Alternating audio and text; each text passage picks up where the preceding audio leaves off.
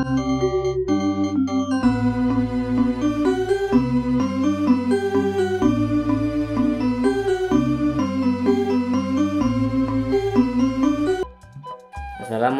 warahmatullahi wabarakatuh.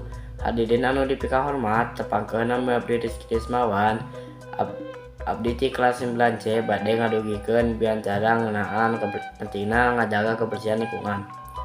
Kebersihan lingkungan teh mangrupakeun hal anu kacida pentingna dina kahirupan urang. Lingkungan anu bersih sareng sehat bakal ngajamin kasehatan sareng kenyamanan urang sadayana.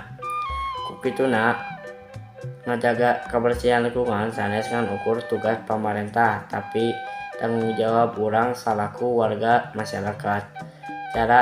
Coba ayeuna urang teuteunang lingkungan di sabuleran urang. Kumaha kaayaan walungan, jalan sareng tempat umum. Sering pisahkan sampah anu sumebar di mana-mana. Ieu mangrupikeun masalah anu kedah gancang diungkalan.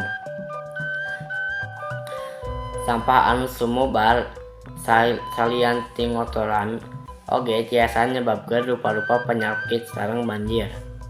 Solokan sareng walungan anu pinuh ku sampah bakal ngahalangan cai hujan ngalir.